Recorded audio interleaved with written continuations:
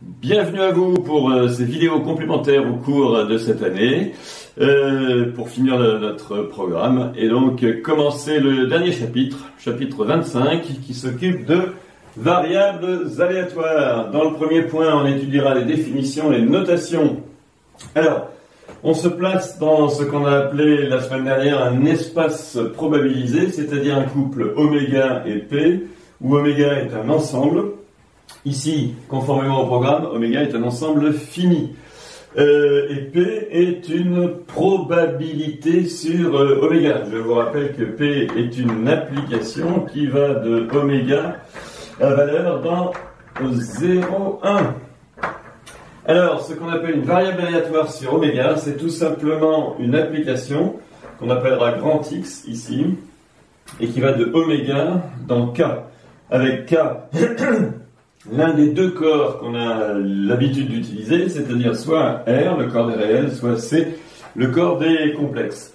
On prendra ici pour ce cours K égale R. On dit alors que grand X est une variable aléatoire réelle. Donc je répète, une variable aléatoire sur un univers fini oméga, c'est une application de cet univers fini dans R pour nous. C'est-à-dire qui a tout issu, ici petite, vous savez que les éléments de grand oméga, c'est des petits oméga, on appelle des issus, associent un réel. Alors, on peut associer un complexe, mais vous savez que l'une des choses qu'il vous reste à faire pendant cet été, c'est lire le polycopier sur les fonctions à valeur complexe. Comme ce n'est pas encore fait, on prendra ici les variables aléatoires à valeur réelle, on appellera ça donc des variables aléatoires réelles. Alors, une première chose importante au sujet de ces variables, c'est leur ensemble image. L'ensemble image d'une variable aléatoire, c'est l'ensemble des images qu'il donne de oméga. Remarquez que cette notation qui désigne l'image directe de oméga par x est remplacée en général par des parenthèses. Les crochets ici sont remplacés par des parenthèses. Avec les notations habituelles, ça c'est donc des x de petit oméga, lorsque petit oméga décrit grand oméga. C'est l'ensemble de tous les réels associés aux issus de notre univers. On peut écrire ça différemment, c'est aussi l'ensemble des petits x appartenant à grand X pour lequel il existe au moins une issue appartenant à notre univers dont la valeur associée par x est petit x. Alors, il faudra faire attention, il y a souvent petit x est la valeur de grand X, comme vous le voyez là. Petit x est un réel, grand X est une application. Oméga est une issue qui peut être des choses très très diverses. On a vu des PU play dans le cas du tirage du loto notamment. Quoi que ce soit qui puisse constituer l'univers quand on parle de probabilité. Voilà pour ces premières définitions. On poursuit avec ce qu'on appelle des événements caractérisés par la valeur de grand X. Dans ce tableau, on s'occupe d'événements. Alors, qu'est-ce que c'est qu'un événement dans le langage des probabilités? C'est une partie de oméga. Je vous le rappelle, oméga, notre espace probabilisé. Un événement, c'est une partie de cet ensemble. Ce que l'on caractérise ici le sont par les valeurs que prend grand X. Soit une partie de R. Alors faites attention, les notations changent. Souvent dans le chapitre précédent, A était une partie de oméga. Ici, ce n'est pas le cas. A n'est pas inclus dans oméga, mais A est inclus dans R. Alors, on utilise les notations suivantes qui servent en fait de définition, notamment celle-ci, avec une notation très particulière, c'est des crochets. On met des crochets autour de quelque chose qui a priori a peu de sens. Grand X appartient à A. Alors, ça ne veut pas dire grand-chose, parce que grand X, on a vu que c'était une application, et A, une partie de R. Qu'est-ce que peut vouloir dire une application appartient à A? C'est pour ça qu'on met des crochets autour, et en fait, il faut bien comprendre que ça, en langage formel, c'est l'image réciproque par l'application grand X de la partie A. C'est tout simplement les oméga appartenant à un grand oméga, tels que x de oméga est dans grand A. Autrement dit, c'est la partie de grand oméga dont les valeurs par grand X sont dans A. À bien reconnaître là avec les crochets. Un cas très particulier, c'est quand grand A est en fait réduit au singleton au petit a. Alors on utilise cette notation là toujours entre crochets. L'événement grand X égale A. C'est l'ensemble des oméga des issues appartenant à notre ensemble probabilisé tel que x de oméga égale petit a. Une petite remarque, ici c'est le cas où A est un singleton et vaut petit a. On notera l'événement grand X est inférieur ou égal à A comme étant la partie de oméga constituée des issues pour lequel X de oméga prend des valeurs inférieures ou égales à petit a.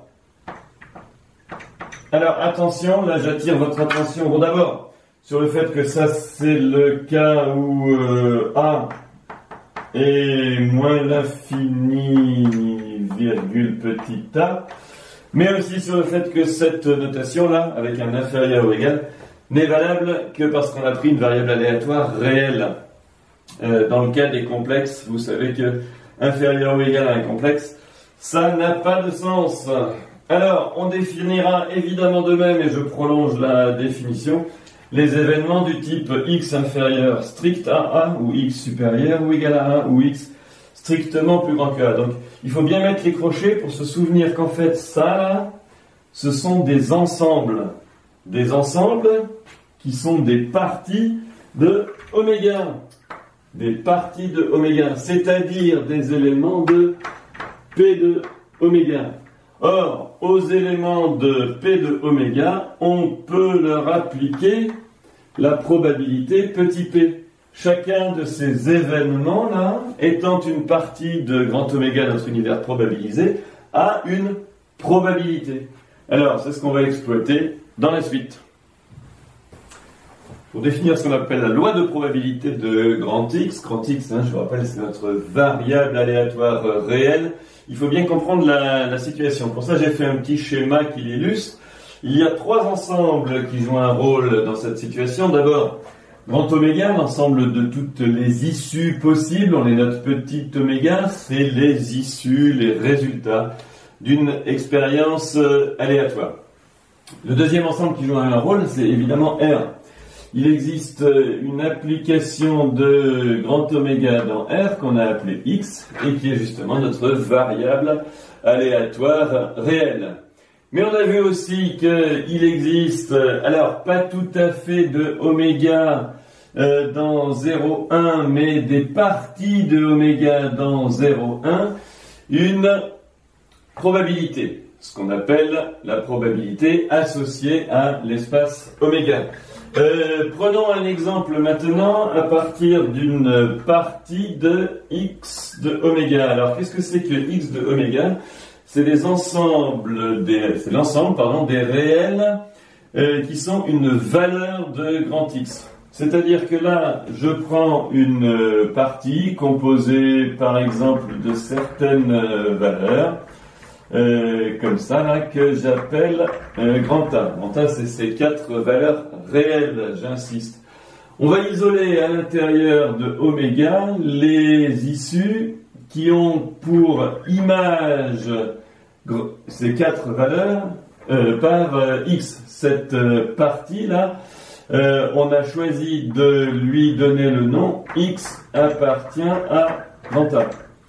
Eh bien, cette partie-là est envoyée par P sur un réel, entre 0 et 1.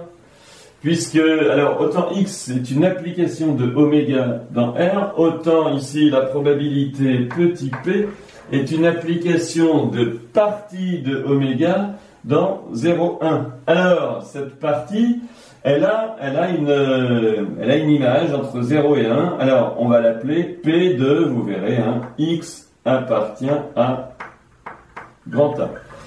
Alors, remettons les choses en place. Soit A, une partie de R qui ne contient que des valeurs prises par grand X. Une partie de R qui ne contient que des valeurs par grand X. On peut dire que A appartient au grand E, où grand E c'est l'ensemble des parties de X de oméga.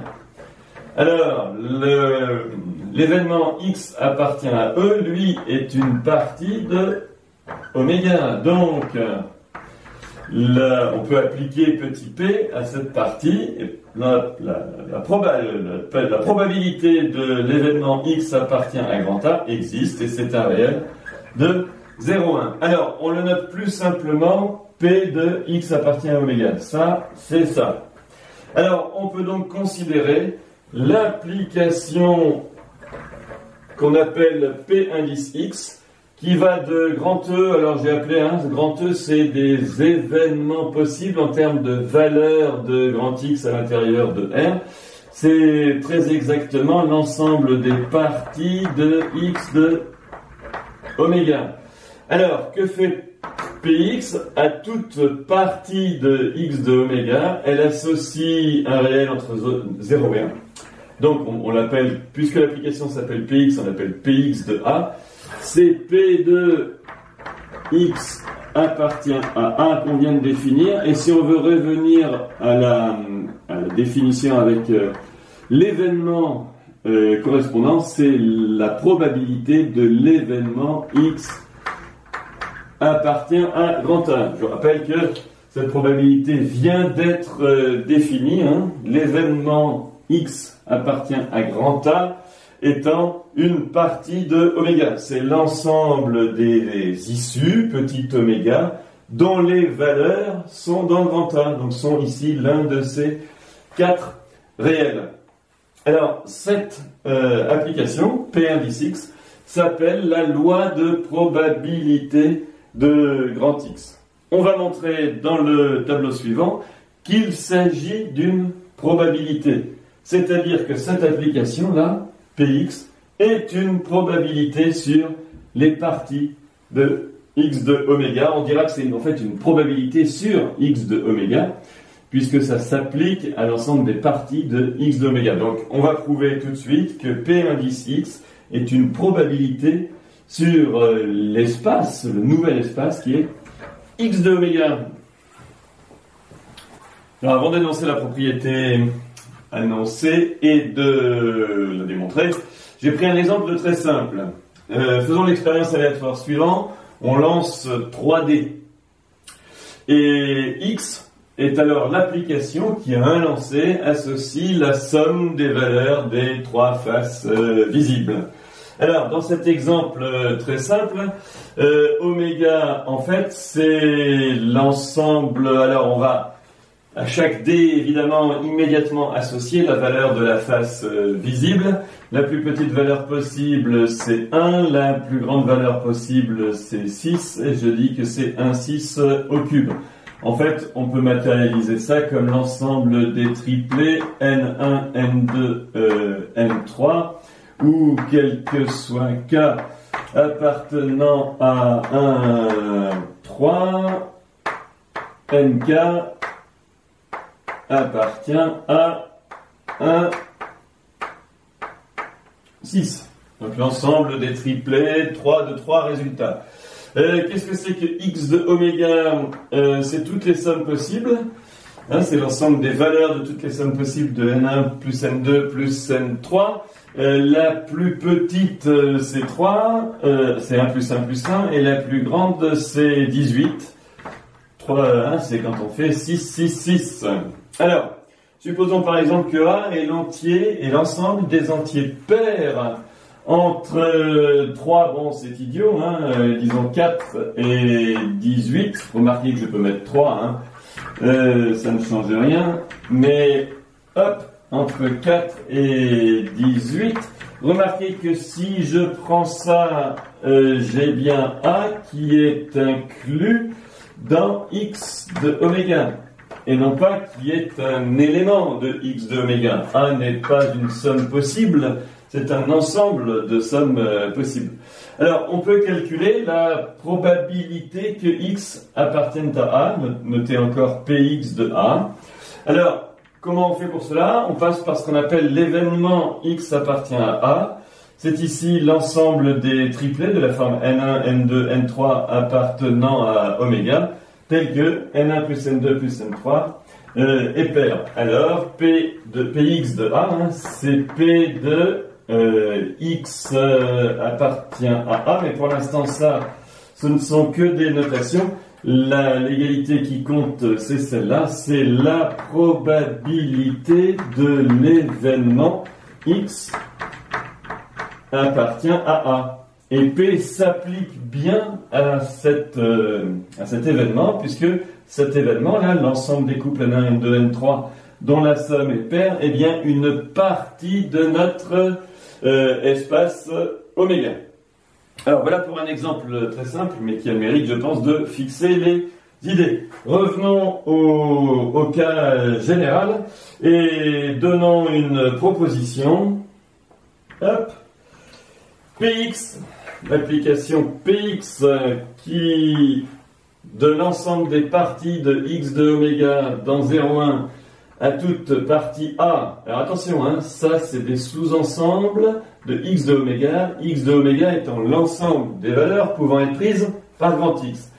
Je répète, de l'ensemble des parties de x de oméga dans 0,1 qui à toute partie A associe la probabilité que x appartienne à A, donc en fait la probabilité de l'événement. Alors ici j'aurais pu mettre une parenthèse, ici hop, soit ça c'est de l'écriture simplifiée de ça. La probabilité de l'événement x appartient à A, c'est-à-dire l'application de P à l'image réciproque de A par x. Ce qu'il faut que vous compreniez, c'est que cet événement-là, c'est l'image réciproque par x de grand A. Grand A est l'ensemble des entiers pairs. Ça, c'est bien l'image réciproque par grand X de A. Cette image réciproque est une partie de oméga. Alors, c'est ça qu'on va démontrer, c'est-à-dire que le fait d'associer à toute partie de x de oméga la probabilité, pour l'instant, le nombre P de la probabilité que x soit dans oméga est elle-même, cette application-là, est une loi, est une probabilité. Alors, je vous rappelle que être une probabilité, c'est vérifier deux propriétés caractéristiques, et on va vérifier que P indice x le fait. Alors, allons-y pour la preuve. Je vous rappelle que P indice x va de l'ensemble des parties de x de oméga dans 0,1, et à une partie A, il associe la probabilité que x appartienne à A avec la terminologie mise en place précédemment. Preuve, on doit montrer que l'image par Px de la partie totale, c'est-à-dire grand X de oméga lui-même, vaut 1. Qu'est-ce que c'est que Px de x de oméga? C'est la probabilité que x appartienne à x de oméga. J'ai écrit 1. En effet, la probabilité que x appartienne à x de oméga, si on revient en termes d'événement, c'est la probabilité de l'événement x appartient à x de oméga. Événement entre crochets, Et on a justement là cet événement entre crochets x appartient à x de oméga, c'est l'ensemble des petites oméga, l'ensemble des issues dans oméga, tel que x de oméga appartient à x de grand oméga. Mais ça, c'est justement la définition de... tout oméga a une image par x qui est dans l'image directe par grand X de oméga. Ça, c'est oméga tout entier. Autrement dit, ici, ça, c'est P de oméga, si vous m'avez bien suivi. Et ça, c'est 1. Autrement dit, on a déjà le fait que la probabilité de la partie totale soit égale à 1.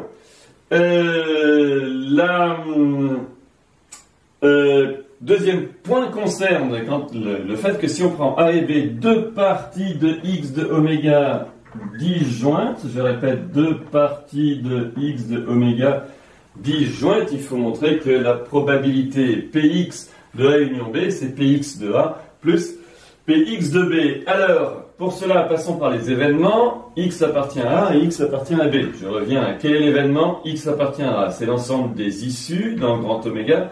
tel que x de oméga est dans grand A. De même, x appartient à B, c'est l'ensemble des issues, petit oméga, dans oméga, tel que x de oméga est dans A. Mais ici, on a dit que A et B étaient disjoints. Donc ici, j'ai A inter B égale vide. Autrement dit, les événements x appartient à A et x appartient à B sont incompatibles. On a là encore x appartient à A, inter x appartient à B, égale vide. Il ne peut pas y avoir d'issue dont la valeur, je vais enlever ici les parenthèses et le mettre avec une petite barre ici. Hop, si A inter B est vide, il ne peut pas y avoir d'issue oméga dont la valeur par x soit à la fois dans A et dans B. Autrement dit, c'est deux, alors en termes de parties, ce sont deux parties disjointes.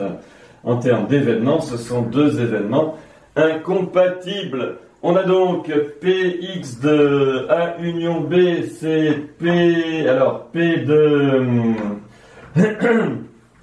x appartient à A union B. Ça, c'est la probabilité de l'événement x appartient à A ou x appartient à B. Mais comme ces deux événements sont incompatibles, ça c'est la probabilité que x appartienne à A plus la probabilité que x appartiennent à B. On obtient donc la relation voulue, ça c'est Px de A plus Px de B. Alors, voilà la preuve terminée. L'application Px est bien une loi de probabilité. On appelle ça la loi de probabilité de x, la variable aléatoire x. Alors, vous voyez que peu à peu va s'effacer oméga. Il ne va plus rester que x de oméga, l'ensemble des valeurs possibles prises par notre variable aléatoire, et px. Px étant une probabilité sur x de oméga, on va en quelque sorte changer d'univers. Le nouvel univers, ça sera x de oméga, l'ensemble des valeurs possibles de notre variable aléatoire, et px, la probabilité qui mesure la survenue d'un événement, c'est-à-dire d'une partie de x de oméga. J'ai essayé d'écrire ici ce que je viens de dire. On travaillera souvent en connaissant x de oméga, c'est-à-dire l'ensemble des valeurs possibles prises par notre variable aléatoire x. Ça, c'est une partie de R, donc. Et la probabilité Px, sans vraiment décrire l'univers des issues oméga. On connaîtra l'univers des valeurs possibles de x appliquées à oméga, mais sans vraiment parfois décrire complètement oméga. Celui-ci est donc aussi la probabilité P, qui va dans l'ensemble des parties de oméga dans 0,1, étant sous-jacent à l'étude. Une remarque importante dans le cadre du programme cette année, oméga est un univers fini. Donc, les valeurs que prend x appliquées à oméga est un ensemble fini aussi. Je veux dire que ça c'est l'image directe de x par x de oméga. Oméga est un ensemble fini, x de oméga est un ensemble fini. On peut numéroter ces éléments. On peut écrire x de oméga égale A1, A2 jusqu'à AN, ou A1, A2 jusqu'à AN sont des réels. Alors attention, j'en ai pris arbitrairement petit n, ce n'est pas le nombre d'issues. En revanche, il y en a moins que d'issues. On a n qui est inférieur ou égal à m, qui est le cardinal de oméga. Si oméga a m issues, celles-ci sont envoyées sur les réels, sur des réels. Donc, si l'application grand X est injective, il y a au plus m réel petit a. Mais on peut en avoir strictement moins. Alors, ça c'était une petite remarque sur le nombre d'éléments dans x de oméga. La remarque qui est plus intéressante, c'est que la loi de probabilité de x est caractérisée par la donnée des probabilités des événements élémentaires dans x de oméga, à savoir les événements x égale ak. En effet, si on appelle pk le réel, oui, entre 0 et 1, qui est la probabilité par x de ak, c'est-à-dire la probabilité que x soit égal à k.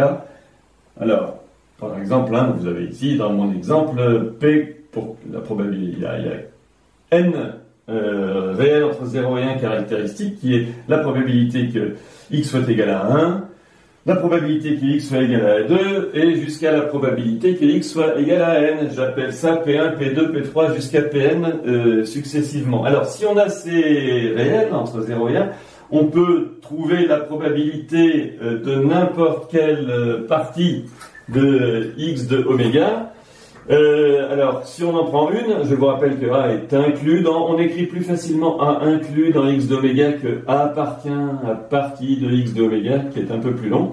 Donc, si A est un sous-ensemble de x de oméga, qu'est-ce que c'est que Px de A? Je vous rappelle que c'est la probabilité que x appartient à A. Avec nos notations, c'est la somme sur AK appartenant à A des probabilités que x égale à k, c'est-à-dire la somme pour AK appartenant à A des pk. Alors, on n'utilisera pas souvent cette numérotation en k, on écrira le plus souvent la probabilité que x appartient à A et la somme des probabilités de l'événement x égale A lorsque A appartient à grand A. Et ça, c'est une notation que, hop, on verra bien souvent. Bon, elle n'est valable, ici, hein, c'est une somme finie, que pour les cas où x de oméga est un ensemble fini, mais c'est le cas ici. Alors, on peut parfois revenir aux issues pour calculer la probabilité de x appartient à A. Je vous montre ça tout de suite. Alors, je vous ai dit à l'instant que souvent l'univers oméga était sous-jacent, de même que la probabilité petit p. Néanmoins, on peut parfois, pour calculer des probabilités de type probabilité que x égale A ou probabilité où A est une valeur et probabilité que x appartienne à A ou A est un ensemble de valeurs, ce qu'on appelle revenir aux issues. Donc cette fois-ci, on considère les issues de oméga, et si on prend une valeur petit a dans l'ensemble x de oméga, ça c'est un réel qui est une valeur pouvant être prise par grand X. Alors, px de a, notation qui va s'effacer d'ailleurs, hein, au bout d'un temps, là, le px de a va se transformer, va être écrit le plus souvent p de x égale a, sans que la probabilité p soit justement précisée. Mais l'indissage en x va être supplanté par cette écriture ici. Alors, si on veut revenir aux issues, qu'est-ce que c'est que la probabilité de x égale 1? C'est la probabilité de l'événement x égale 1 entre crochets. Cet événement est une partie de grand oméga qui contient des petits oméga, des issues.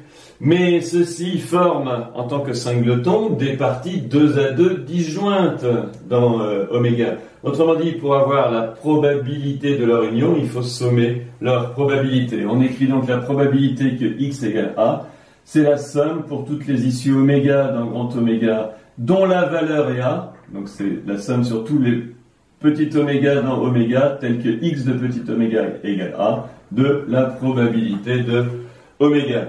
De même, si on prend A une partie de x de oméga, c'est-à-dire un ensemble de valeurs réelles pouvant être prises par x, Px de A, mais je vous répète, on écrira le plus souvent P de x égale A, c'est la somme sur tous les oméga appartenant à grand oméga, tel que x de oméga appartient à grand A, probabilité de oméga. Si vous voulez, ici, à manier avec précaution, mais on peut écrire la somme des P de oméga pour oméga appartenant à x moins 1 de grand A.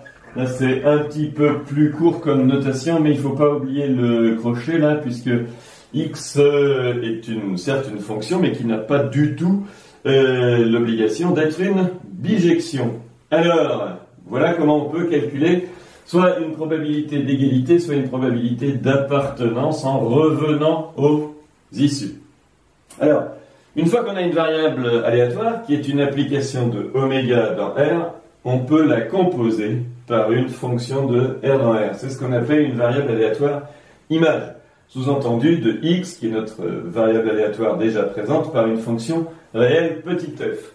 Alors, soit donc f une fonction réelle, hop, définie sur x de oméga. Il faut au moins que son domaine de définition comporte toutes les valeurs que peut prendre grand X. Alors, f rond grand X est une variable aléatoire sur oméga. Regardez, hein, oméga va de x va de oméga dans grand R, puis f de R dans R, donc on peut considérer l'application f rond X qui va bien de oméga dans R. C'est une variable aléatoire. Alors, là où la notation c'est parfois un petit peu délicat, c'est que cette variable aléatoire, on la note f de x. C'est-à-dire qu'on notera f de x plutôt que f rond x. Alors, pourquoi cela? Souvent, pour calculer des probabilités, on utilisera la notation suivante. Parce que définir la loi de probabilité de f rond x, c'est dire pour toute partie B, alors B ici, hein, j'ai pris une partie ici B, jusqu'à présent je prenais des parties A là, qui étaient des valeurs réelles susceptibles d'être prises par X, ici je prends une partie B qui est un ensemble de réels dont les valeurs sont susceptibles d'être prises par f rond X. Donc si B est inclus dans f rond X de oméga, ici on peut mettre des crochets droits, c'est pas trop différent.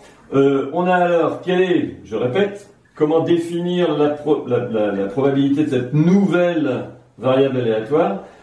Et là, vous voyez qu'il commencerait à être compliqué d'écrire P indice f en x, donc on écrit P de f de x appartient à B. Qu'est-ce que c'est? Eh bien, on s'inspire un peu de ce qui a été fait au-dessus. C'est la somme pour tous les A appartenant à x de oméga, tel que f de A appartient à B. Autrement dit, c'est la somme sur toutes les valeurs prises par x qui font que f de A est dans B. De quoi? Eh bien, de la probabilité que x égale A. Voilà comment on définit cette nouvelle loi de probabilité sur la variable aléatoire image f rond x, qui en fait n'est rien d'autre que, est noté f de x, mais qui n'est rien d'autre que f rond x. Alors, voilà qui achève notre présentation générale des variables aléatoires. On va maintenant donner ce qu'on appelle les variables aléatoires usuelles, et ce qu'on donne souvent, c'est la loi, hein, parce que donner la variable aléatoire, c'est donner l'application, mais surtout la loi de probabilité qui va avec. On passe au point grand 2, donc loi usuelle pour les variables aléatoires réelles. Ici, x est l'une de ces variables aléatoires. Alors, sur un univers oméga qui souvent est sous-jacent, pas véritablement précisé, mais il s'agit ici de préciser justement deux choses. C'est peut-être pas l'univers oméga, mais les valeurs que peut prendre x sur oméga, c'est-à-dire x de oméga. Et surtout, la loi P indice x, c'est-à-dire la loi de probabilité que suit la variable aléatoire grand X. Je vous rappelle que Px s'applique à des parties de x de oméga, et qu'on écrit x de oméga sans parfois savoir vraiment ce qu'est oméga. Précisez donc x de oméga et la probabilité Px dans des cas dits usuels. Alors, la première loi suivie par des variables aléatoires dites usuelles, c'est la loi uniforme. Ici, x de oméga est un ensemble quelconque, mais bien sûr fini dans le cadre de notre étude ici. On peut donc poser x de oméga, c'est A1, A2 jusqu'à AN, A1, A2 jusqu'à AN étant les n valeurs possibles prises par grand X. On dit que grand X suit la loi uniforme si et seulement si, mais d'abord je vais écrire la notation usuelle. On met grand X, on met une petite flèche courbe comme ça là, suit grand U sur X de oméga. Même encore une fois, si X de oméga n'est pas vraiment si oméga n'est pas connu, par contre il faut que X de oméga le soit, il faut absolument que A1, A2 jusqu'à AN le soit. Si et seulement si, pour tout cas appartenant à 1n, la probabilité que X égale AK, c'est 1 sur N, c'est-à-dire quel que soit petit a appartenant à X de oméga, la probabilité que X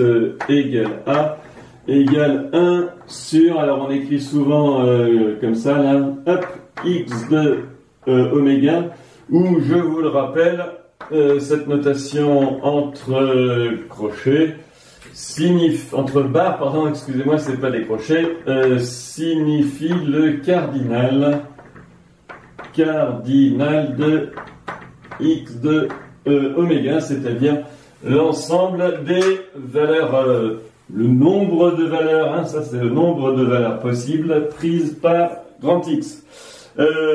Voilà ce qu'on appelle la loi uniforme, où chaque valeur a en fait la même probabilité d'être prise par grand X. Alors la deuxième loi à connaître absolument pour une variable aléatoire, c'est la loi dite de Bernoulli. Peu importe l'univers, l'expérience aléatoire doit se conclure par un succès ou un échec. Dans ces cas-là, X est la variable aléatoire qui, à l'échec, associe 0 et au succès associe 1. Donc en fait, j'allais dire, peu importe l'univers, une loi de Bernoulli est caractérisée par le fait qu'elle ne peut prendre que deux valeurs, 0 ou 1. On considère alors un réel P appartenant à 0, 1. On pose très souvent Q égale 1 moins P. Et donc, puisque l'ensemble X de oméga, c'est-à-dire le nouvel univers, pour décrire P indice X, on prend ça comme univers, il n'y a que deux probabilités à donner. La probabilité que X égale 1, c'est P, et la probabilité que X égale 0, c'est 1 moins P égale Q. Alors, vous voyez que là, il y a un petit problème de lisibilité. Parfois, ce P désigne la probabilité, alors que ce P-là désigne un réel fixe. Dans ces cas-là, on écrit grand P de X égale 1 et petit p, et grand P de X égale 0 égale 1 moins P égale Q. Alors, dans ce cas, on note X suit, donc, bon, ça c'est la définition de la loi de Bernoulli, ça c'est la notation. X suit la loi de Bernoulli ça s'appelle de paramètre P. Loi de Bernoulli de paramètre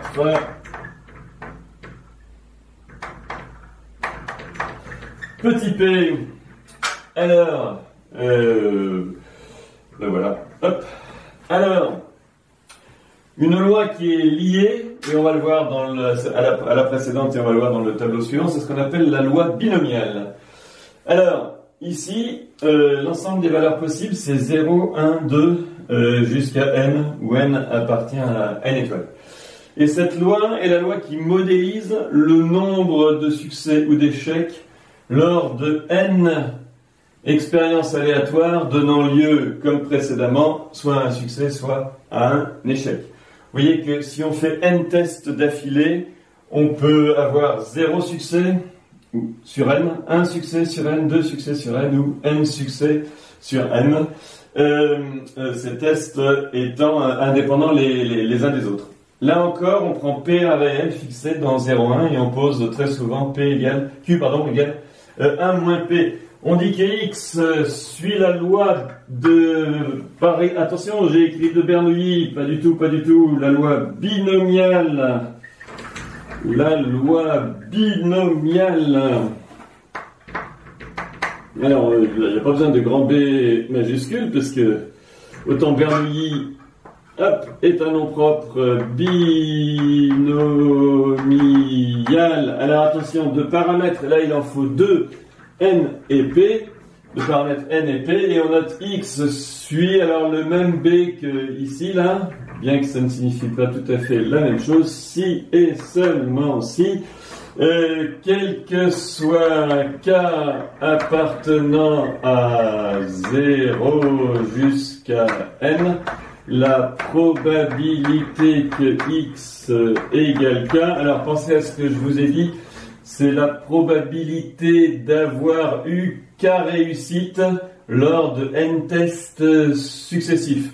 La probabilité d'avoir réussi à chaque fois, c'est k, c'est p exposant k, mais on a échoué q fois, donc q exposant n-k. En revanche, le choix de la place de ces succès ou échecs fait qu'on met devant k parmi n. Autrement dit, on dit qu'on suit la loi binomiale si et seulement si, donc l'univers, le nouvel univers, l'univers des valeurs possibles pour x, c'est 0 jusqu'à n, et que la probabilité d'un entier entre 0 et n, c'est donc k parmi n, p exposant k, q exposant n-k. Je vous rappelle que ça, c'est k parmi n, p exposant k, 1 moins p exposant n-k. Remarquez que là aussi, il peut y avoir une petite difficulté de lecture. Dans ces cas-là, le P est remplacé par un grand P, la probabilité que x égale k. Se dit donc k parmi n fois P exposant k. Alors je reprends Q, hein, où allez 1 moins P, comme ça il y aura moins de paramètres, exposant n-k, pour qu'il n'y ait pas de confusion entre le P qui désigne la probabilité et le petit p qui désigne l'entier. Alors, on va voir dans le tableau suivant le lien qui existe entre la loi de Bernoulli et la loi binomiale. Voilà la proposition qui lie loi de Bernoulli et loi binomiale. Soit donc p réel entre 0 et 1. On prend x1, x2 jusqu'à xn, des variables aléatoires réelles suivant toutes la loi de Bernoulli de paramètre p. On peut écrire pour tout cas appartenant à un n, x suit la loi de Bernoulli de paramètre p. On pose alors x égale x1 plus x2 plus x3 plus xn. Alors ça demande une petite explication. En fait, x1, x2 jusqu'à xn sont des applications à valeur dans R. Valeur dans R, pardon. Des valeurs à valeur dans R. Eh bien, on peut les ajouter. On peut tout simplement dire que x, c'est l'application qui va de oméga et qui a un petit oméga, associe x1 de oméga plus x2 de oméga plus xn de oméga. On peut sommer, mais on peut également multiplier ou multiplier par un scalaire des fonctions à valeur réelle. Donc la première explication, c'est que ça, c'est aussi, si x1, x2 jusqu'à xn sont des variables aléatoires réelles, leur somme est une variable aléatoire réelle. D'autres aussi, comme leur multiplication. Par exemple, alors on suppose que les variables aléatoires x1, x2 sont ce qu'on appelle mutuellement indépendantes. Alors ça aussi, ça demande une petite explication. Mutuellement indépendante, ça veut dire que la valeur prise par l'une ne dépend en aucun cas des valeurs prises par les autres, ou une combinaison des autres. C'est-à-dire que les événements xk égale 1, c'est-à-dire la réussite dans l'expérience de Bernoulli numéro k, ne dépend pas du tout des autres xk égale 1, c'est-à-dire de la réussite dans les autres tests. Remarquez que c'est parfois faux. Quand on vient d'échouer 5 fois, la 6e fois, on en prend un petit coup au moral et on a tendance à échouer un peu plus, avec une probabilité un peu plus grande, avec Q plus grand que... Là, c'est pas le cas, plus grand que précédemment. Là, c'est pas le cas. Les événements x égale k et donc aussi... xk égale 1 et donc aussi xk égale 0 sont mutuellement indépendants. Pour cela, voir le point numéro 6 qui parlera d'indépendance et de mutuelle indépendance. Alors, j'en reviens à ma proposition qui s'énonce ainsi maintenant. Si x1, x2 jusqu'à xn sont n variables aléatoires suivant toute la loi de Bernoulli de paramètres P est mutuellement indépendante, alors leur somme, grand X, suit la loi binomiale de paramètres NP. N, virgule P, autrement dit, si on pose x égale x1 jusqu'à xn, x suit la loi binomiale. La loi binomiale est la loi suivie par la somme de variables aléatoires suivant des lois de Bernoulli. Alors, pour faire la preuve, on va raisonner par récurrence.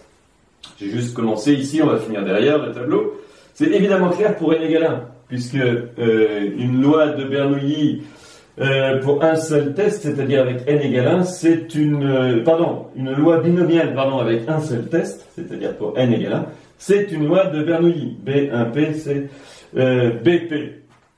Et puis là, il n'y a rien à sommer, quoi. Hein. Ouais, vous voyez ce que je veux dire. Il suffit de dire que B1P, c'est la loi binomiale pour n égale 1, c'est la loi de Bernoulli. Alors, par contre, on va supposer le résultat vrai, ici, que j'ai encadré en rouge, pour n variables aléatoires, n étant fixé dans n étoile, et on va montrer qu'il est encore vrai pour n plus une variable aléatoire. C'est le théorème de récurrence qui nous permettra de conclure. Alors, on termine la preuve par récurrence. On a supposé le résultat vrai pour n variables aléatoires, et cette fois on en prend n plus 1, donc x1, x2, xn jusqu'à xn plus 1, qui suivent toute la loi binomiale de paramètres P, et qui sont de plus mutuellement indépendantes, y compris celle que la numéro n plus 1. On pose avec les notations précédentes grand X égale x1 plus x2 plus xn, et grand Y égale x1 plus x2 plus xn plus x indice n plus 1. Remarquez qu'avec ces notations, y c'est grand X plus x indice n plus 1. Alors, il nous faut montrer que grand Y suit la loi binomiale de paramètres n plus 1, virgule P, et on aura prouvé l'hérédité. Alors, tout de suite, regardons l'ensemble image. L'ensemble image pour grand X, c'est-à-dire l'ensemble des valeurs possibles de grand X, on a vu que c'était 0 et n. Regardez, l'intervalle 0n. Oui, si x1 ça peut être que 0 ou 1, x2 ça peut être que 0 ou 1, xn ça peut être que 0 ou 1, la valeur minimale c'est 0, et la valeur maximale c'est n. De même, y qui est de la même forme mais avec un n plus 1 a pour valeur minimale 0 et pour valeur minimale n plus 1. Alors, pour k égale, il faut, je vous répète, montrer que y suit la bonne loi. On va commencer par k égale 0. Je note grand P pour qu'il n'y ait pas confusion entre le paramètre petit p et la probabilité. Quelle est la probabilité que y prenne la valeur 0? Regardez, ces deux objets là prenant des valeurs positives, pour qu'ils prennent une valeur nulle, il faut que les deux soient nuls. Autrement dit, c'est la probabilité, et là on raisonne en termes d'événements, c'est la probabilité de l'événement x égale 0, inter l'événement x n plus 1 égale 0. Comme ces deux événements sont indépendants, ça c'est la probabilité de l'événement x égale 0 qu'on peut écrire x égale 0, ça évite d'écrire probabilité de double séparateur, etc. Probabilité de x n plus 1 égale 0. Alors, la probabilité que x égale 0, bon, si vous voulez, c'est 0 parmi n, p exposant 0, q exposant n. Et ici, la probabilité que xn plus 1 prenne la valeur 0, c'est q. Autrement dit, le tout, ça fait q exposant n plus 1. Ce qui est attendu, en fait. Oui, je vous rappelle que ça a un cas parmi la probabilité dans la loi de binomial, c'est k parmi np exposant k, q exposant n moins k, parce que c'est la probabilité d'avoir k succès lors de n épreuves. la probabilité d'un succès est en P. Bon, ici, pour avoir 0 succès, il faut avoir échoué tout le temps. C'est-à-dire Q exposant N comme probabilité. Alors maintenant, prenons K appartenant à 1, N plus 1, et demandons-nous quelle est la probabilité que Y soit égal à K. Là encore, on va raisonner en termes de probabilité d'événement, c'est-à-dire c'est la probabilité de l'événement X prend la valeur K, et Y prend la valeur 0. Union. Alors, je vais peut-être écrire ici, oui, union. Allez hop. L'événement X prend la valeur K-1 et Y prend la valeur 1.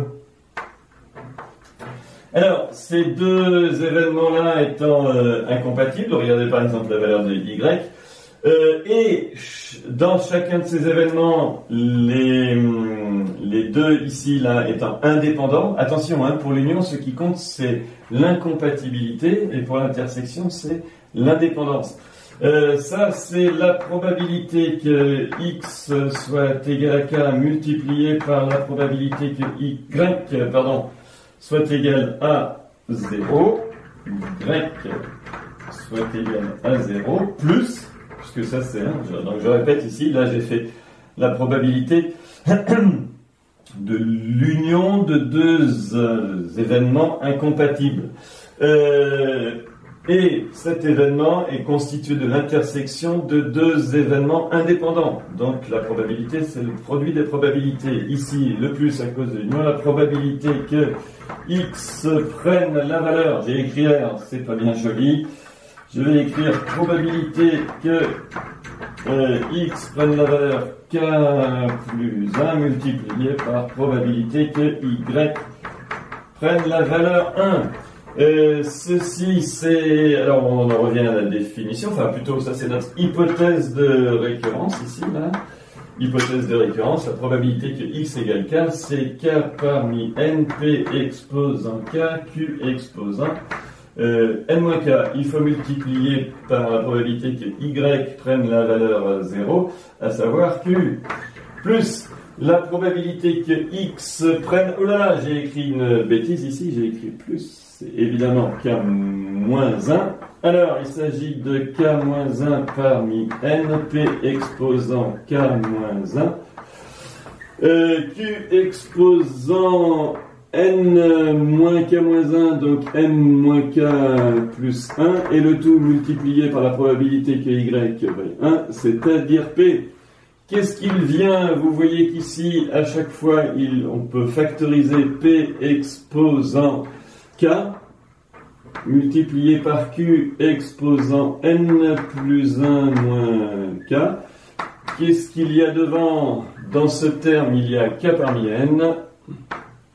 Et dans l'autre terme, il y a K moins 1 parmi N. Oui, mais ça, qu'est-ce que c'est? Eh bien, c'est K parmi N plus 1 multiplié par P exposant K multiplié par Q exposant N plus 1 moins K. Et ceci permet de conclure. Puisque, regardez, c'est bien la probabilité attendue. Y suit bien, je vais vous l'écrire ici, ceci permet de conclure à quoi? Y suit la loi binomiale de paramètres N plus 1, virgule P. Hop, voilà.